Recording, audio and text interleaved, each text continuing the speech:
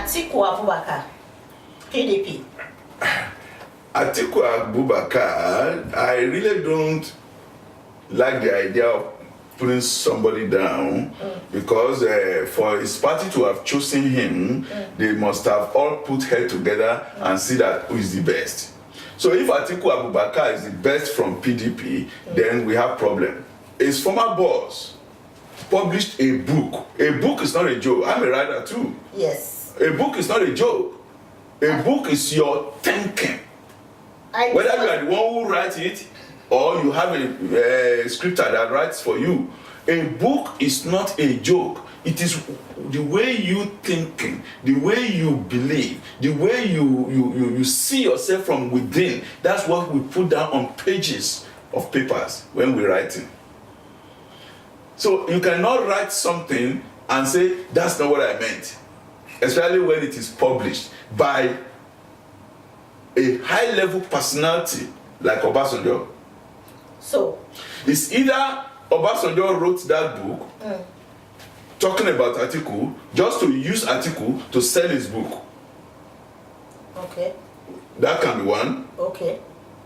Or he was writing about Atiku From his heart or to get back at Atiku as a revenge because of what we heard is that Atiku was the major person in blocking Obasanjo from going to town. So he might have wrote those things, he might have written those things to get back at Atiku. Number two. Okay. Number three, Obasanjo, he really is really hallucinating. Oh, okay. Yes, because if he wrote those things and if they were real, then for him to come back and say Atiku should be the one that will rule Nigeria, then Obasanjo is not doing anything good for Nigeria. Yeah, that is what many Nigerians are complaining about. If he can say that, unless those two other reasons, he can say, yeah, I was just trying to revenge on him. According to what Obasanjo said, he said Atiku is not a messiah and he never admits to be a messiah. So if somebody is not a messiah, I think we need a messiah in Nigeria right now. Obasanjo cannot say. Obasanjo said that, but for me, when I sat and thought about it, I thought he shouldn't say that because there was a time when they asked him about Abiola in South Africa. He said Abiola was not the messiah we are waiting for, that we are looking for in Nigeria. Okay. So if he's talking about messiah, how can he now say the one that he himself described not to be a messiah is now a messiah? You see, that is, to me, that is hallucination. That's not straight anymore. Obasanjo like that is not straight anymore. Do you think PDP made the wrong choice of choosing Atiku as their candidate? How can you say that? They didn't make the right choice. They chose the best candidate they have. So that if they chose Atiku, Atiku must have been the best among them. Oh. So if other people don't see Atiku as a good person, then that means there is no good person in PDP. I'm not a partisan politician, and I'm not even in support of APC or anything. Yeah. I'm only talking about Buhari. You understand what I'm saying? And not that I'm casting my vote for Buhari or anything, but I'm just saying Buhari is the one who came to open up this corruption. And we all know that we are corrupt, and we all add to this corruption. So if anybody can open it up, then maybe we all stop this corruption and make Nigeria ready for our children tomorrow. Okay, do you think Atiku is the richest among the candidates? It's not a matter of richest. What I'm saying is whatever impression you have of Atiku, that impression applies to everybody in PDP. So because Atiku is their best. So if you think Atiku is a good person, then all of them are good. Atiku Abubakar was accused of siphoning about $40 million into the United States. But he denied the allegation. He went to even visited the US few weeks ago. So do you think it was a false allegation, or do you believe that Atiku really took those money to the United States? First of all, where did the allegation come from? What I'm saying is, if they raise allegation against Atiku, United States is not like Nigeria. Okay. Atiku can go to American embassy in Nigeria I hear that you have an allegation against me. Here I am. But he didn't do that. He didn't. How could he do? And then Atiku's position is enough to go there and obtain a visa instead of traveling on diplomatic passport. Going to United States is that he didn't travel to United States. He sneaked into United States behind the covering of the diplomatic relationship of the Senate president. He should have declared himself. Go to the embassy and ask for visa. Then they will give you or they will not give you. So you're not a senator. Probably he went to the US as a campaign team, because if they want to travel as not as campaign team, he went to US as a staff or subordinate of the Senate president. Oh, that's why they. That's how he slipped into the US under the covering of the diplomatic immunity of the Senate of Nigeria. Because the Senate president of Nigeria, according to our diplomatic relationship with the United States, can enter the United States without being checked. All the central, they won't do nothing to them as long as they present their passport. They won't check them. Really? Yeah. That's how Atiku went to the US and so they gave camera to some fools to take his pictures. All those pictures are not official pictures. Okay. How come Saraki accompanied him? They are in the same team. Yeah, he should have went to the US. No, they are in the same team. It's a plan. So, do you think that Atiku will be a messiah? I don't think so. Okay. So. Because I'm one of the people that believed Obasanjo even to the point of death before this Atiku thing. So what Obasanjo said about Atiku, I believed it. Okay. I don't have the figures. I'm not looking for the figures. I only read Obasanjo's book. Obasanjo cannot come and tell me what he said is not true, because when he wrote my command, hear me, about the Civil War, the only thing I really know about the Civil War is what I read in my command, and because I'm involved, written by Ojukwu. Only those two books I read about the Civil War, and that's about all I know about it. I was a little boy when the Civil War was going on. That's what he said in his book. He said, Atiku Abubakar. So his book about Atiku is the one that I read about Nigeria, about corruption in Nigeria, and that's what I believe. Oh, yeah. So if he turns around and he says it's not like that because he has beef with Buhari, I'm not believing he's turning around. Exactly. Because me, I'm not turning around. Exactly. Kingsley Moghalu. You have asked me about Kingsley Moghalu before, and I said, in my own opinion, Kingsley Moghalu is part of the old folks. Okay. He's a technocrat. But he was a technocrat for the old folks. Because if you work under Jonathan for so many years, and you didn't shout, I don't like the way this thing is going, I resign. You have your right to resign. You have your right to go. We have a Dr. Momo in Montreal. He went to Nigeria. He worked for Obasanjo government. Then he didn't like what was going on. He came back to Montreal. And he continued his lecturing before he fell sick. So you have your right to say, the system they are running here, somebody who has been working with World Bank, who went to school in overseas and things like that, he said, the way they're running this, he liked the way they were running it. That's why he stayed there for so long, and he didn't say anything. So he cannot come out now and say, I'm another Atiku, repentant.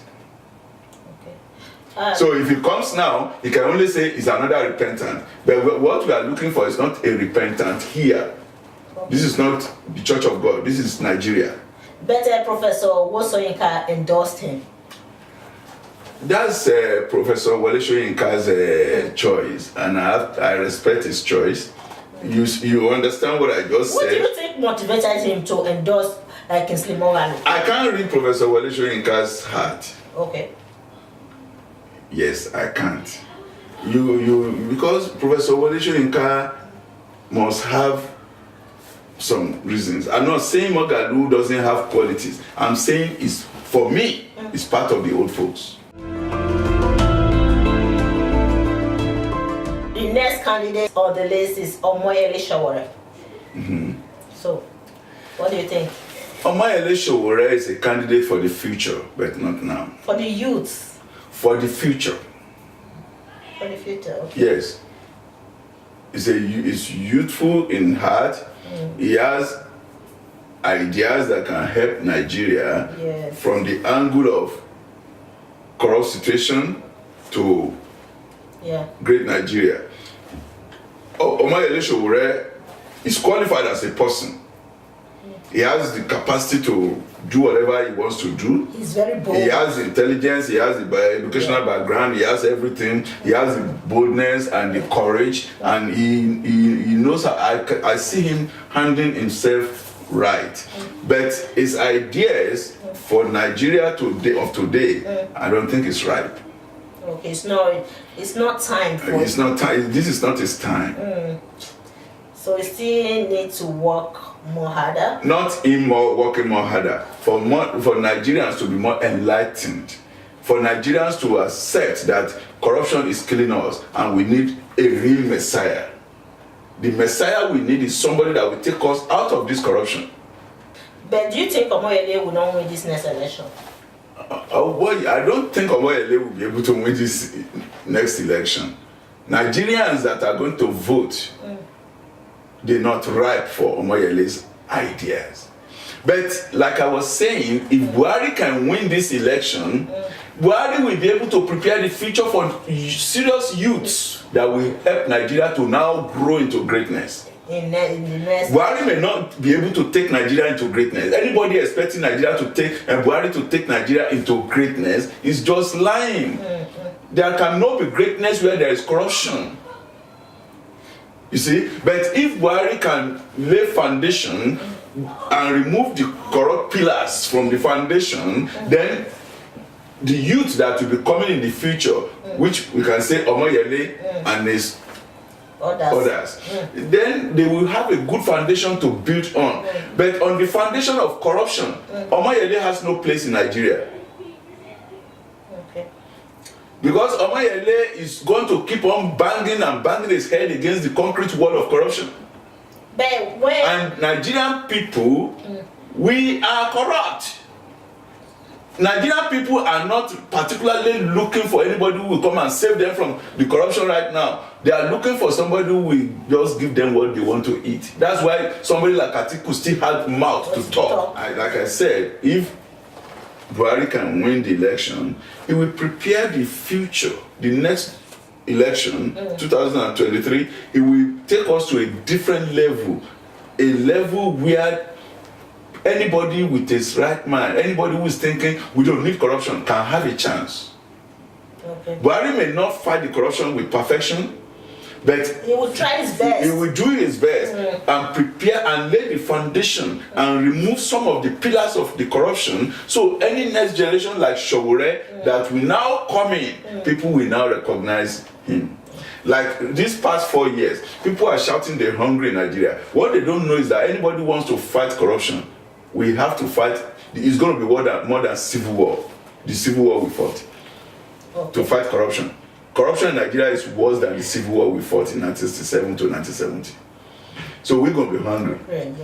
Because we were not in the Igbo land where they were more hungry, definitely. But we were still hungry back here. Even in Lagos. Things were expensive. I was a young boy then, but we know how much we were buying beans and dodo. When they give you 1 penny, 1 penny don't feed us anymore. So my dad has to increase our money to 2 pence. You see, and I remember he was always complaining, this war is going to lick me, because he had to increase our money from 1 penny for afternoon to 2 pence, everybody, and it was a pressure on him. So that was the war. So people were facing this war and they complaining is Buhari. No, Buhari is trying to fight a civil war in Nigeria. It's not easy. It's not going to be easy, because corruption will always fight back. Especially in a society where we have not established any system to fight the corruption. Over here, when they're fighting the corruption, they fight with the system that have already been established. Yes, well-established system. That's why anybody, when they got Duffy, he cannot say, oh, Steve Harper is just victimizing me. He can't say that. They already have the system on the ground. Steve Harper is only using the system against you. We don't have that kind of system in Nigeria. If Buhari can lay down that system, then the next generation will have something to fight corruption with. The next on the list is Ahmed Buhari. He's very, very intelligent. Ahmed Buhari, I interviewed him last year. Very, very intelligent. Intelligent. Very, very. Ahmed Buhari. Intelligence with stability and integrity. Okay. I'm not trying to put him out. Ahmed Buhari has very good idea. He has good education, and he comes from the north. Yes. You see, so that means he comes born into power already. Yes. But what was he doing at PDP? Oh yeah, he apologized. He apologized after he defected from PDP. Yeah, he apologized. So he has his own justification of joining PDP. You understand? He said, the new political parties, they are not strong enough. They don't have grassroots presence to win this next election. So that is why he decided to join PDP. Okay.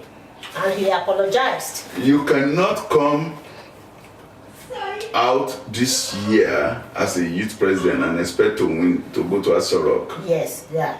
That's what I said.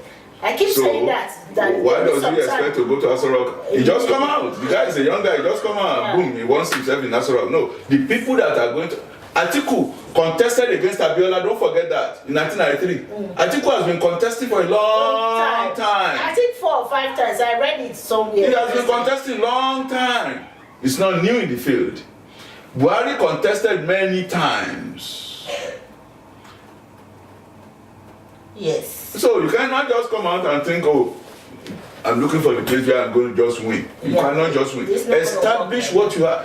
I said Sowore cannot win the election because Sowore will need to continue the pace that he has established now. So in the next election or the one after that is going to come in. Yes. They need some time. If he keeps up the space. Yeah, if he continues like this. Yeah. They will strive in the future. What I expect Buhari to do, Ahmed Buhari to do, is to stay on course. Yeah, to be consistent. Yeah. You see, because when you know, I counsel people, when you bring your girlfriend to me, this is the person I want to marry, and 2 months down the road, the person you want to marry left and went with another guy, and then he didn't walk over there and he come back here. I always advise them, watch out.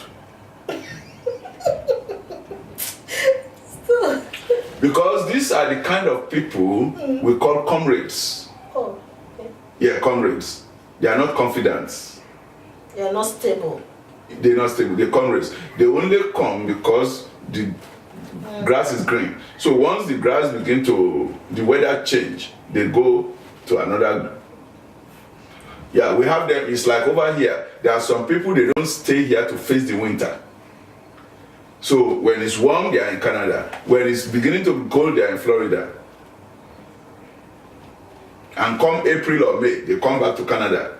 Then come November, October, November, they go to Florida. I know a lot of people like that. So that's what Ahmed Buhari did. Okay. So to me, you are not stable. You already changed coach, and so it needs to be consistent. If you got what you wanted there, you wouldn't come back. I think I see more future in Ahmed Buhari because of his position and everything. I think he will be more luckier among the youth in future. I hope Ahmed Buhari, with his future that you are seeing, we carve his own path and stay in his own path. But what you are doing, the way people see things in Nigeria is different from those of us in diaspora. If, for instance, Ahmed Buhari decided to join PDP or APC, he will strive more better than other youth because of his ethnic group and his position, and he's living in Nigeria permanently. You understand? So those who are outside Nigeria trying to go and contest for president in Nigeria, it will take them time for them to maybe integrate into the whole system of Nigeria. I'm telling you, that guy Ahmed Buhari, I see more future in him than other youth aspirants. Mark my word. So the next person on the list is Fela Durotoye. Fela Durotoye is a little bit popular in Nigeria because I just came back from Nigeria. You know, last year I was in Nigeria as well. This year the same thing. I think Fela Durotoye is getting more popular in Nigeria than any other youth youth candidate, I would say, not aspirant. Fela Durotoye is popular among the enlightened. In Nigeria. Among the enlightened. Corporate people, because Fela Durotoye was a corporate speaker. Okay, motivational speaker, speaking to corporate guys to help their businesses. Fela Durotoye, according to my own search and understanding, he didn't touch the people that don't know how to search for information. People that are not looking for information. I'm talking about just ordinary people, mostly uneducated people or non-enlightened people. Fela Durotoye is a good guy. He's a motivational speaker.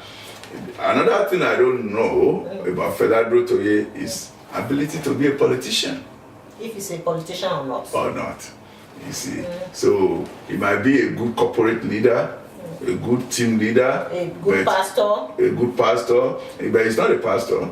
He's a motivational speaker. He's a motivational speaker, and he's not using the Bible to speak. He's using business factors and psychological factors. You understand, to do his teaching.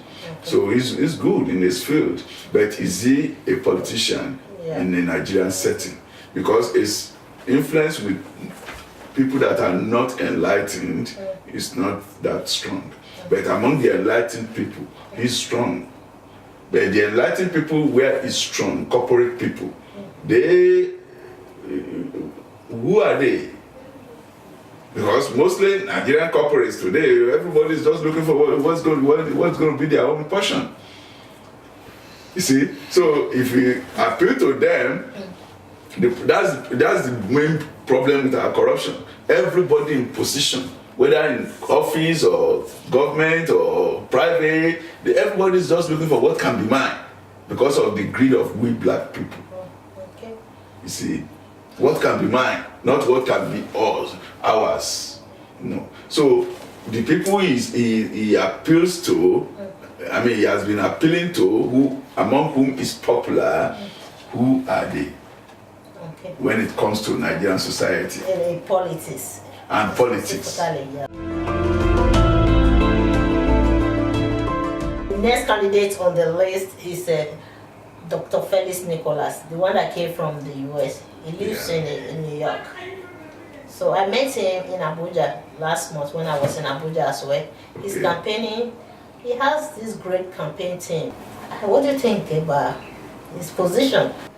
Nicholas, for example, has very good ideas. He's striving. Yeah. He didn't step down. They can't go back because the youth, they're not going to make it this time. Nigerian society is not right for them, but they have to make themselves established. If I tell you that Sowore is not going to win, I don't see any one of them coming to power. But I see them coming to power in the future. Oh, yes. Either Nicholas or Buhari or Moghalu or Sowore, I see them in the next future. And I mean near future too. Not in this next election. Not in this election we are talking about. Coming up in 6 days' time. Nigerians are not ready. Nigerians are still, you can see APC giving money to people, PDP trying to distribute. So Nigerians are still giving something, I will vote for you or buy my PVC. That's what Nigerians is still doing, right? The people of Nigeria, they're still on that level. But if Buhari can win, that level will change. At least a little bit. So, we're expecting Buhari to win this next election? We are hoping. So if he wins, that he will win. Yeah, if he wins this next election, it will pave the way for the youth to strive in future. Because if PDP win, we know the team that were in PDP, they only repentant because they are not in power. You see, they will raise some youth for the future. And the youth they will raise, they will not be like Mogalu, Showore, Durotoye, or Nicholas. No. It will be their own home-breed youth. When I'm talking with people about Nigerian politics, I always make it clear to them, look, I'm talking from my mixed idea. My idea is mixed with being a Nigerian and at the same time living in diaspora. Because we see how they do things here, we don't exactly see it done in Nigeria. We only see it on Facebook. Eunice Atunjide, she's the next person on the list. I'm the last person on the list. So she says she's not a feminist. During her campaign, or when she just declared her intention to run for the seat of president, she make a statement. This statement went viral when she said that she's not a feminist, that she believes in the equality of everybody. It's a good statement for somebody who believes in equality of everybody. She just don't want to be one-sided or lean on one side. And she wants us to know that, look, I'm for everybody and I'm not for one particular person. I'm for one particular gender. So don't just look at me because I'm a woman, then I'm going to just fight for women. No, I'm going to fight for everybody. Yes, maybe that's what she meant. So we need to think deep and try to get and talk to her too, to explain herself. Because I'm not a feminist. It's not even a complete statement. It's a short statement. And that doesn't particularly describe what one has in mind. Maybe she has her own definition of that. We need to find out what's the full definition. But from my own understanding, the full definition is that don't just look at me like I'm going to be fighting for women. Or yes, for everybody. I'm for everybody. Okay. And don't forget that she's the first woman in Nigeria that actually come out so boldly like this.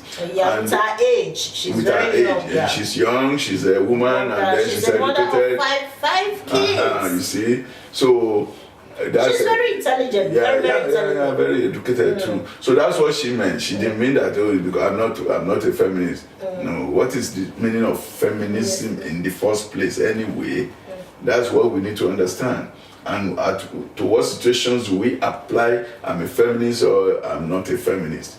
So in this case, she's just trying to say I'm general. Okay, and she said she's not ready to quit the race. Like Eze Kwasile. Yeah. She quit the race. That is last month. Was it not last month? But she decided to remain. She's still running, even though she's not campaigning, but she's still there. I respect stability and her determination to stay in the race. You can't quit the race until you know the result. What I have for her is the same thing I have for all the other youths. This is not their own election they're going to win, but this is their foundation they are laying. So if they stay consistent and they stay determined, they are the owner of the future.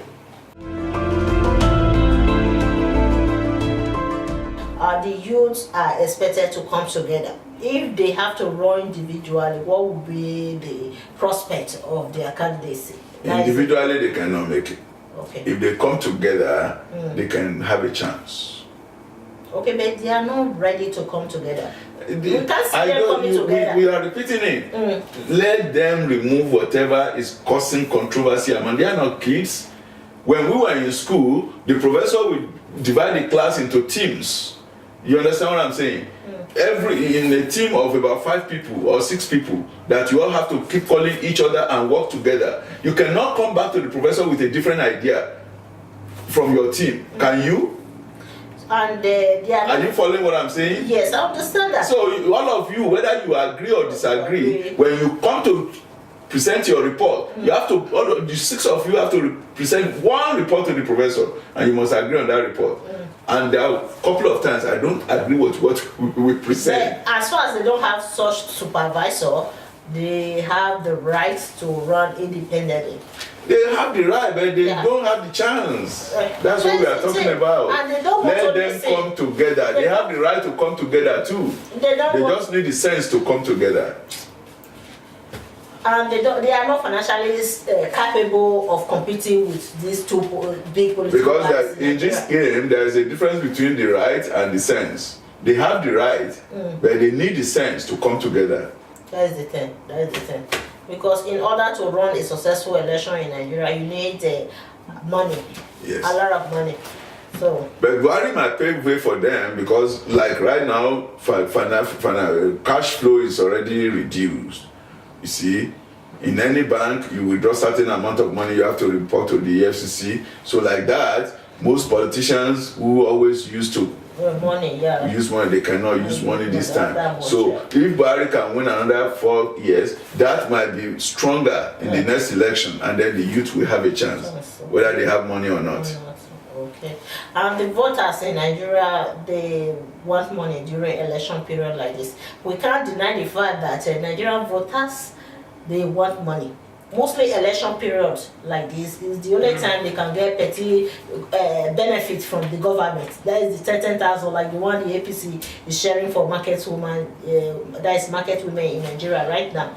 So many of these voters, they want money during election period. You can't just go there and just... The money they're sharing in the marketplace is one of the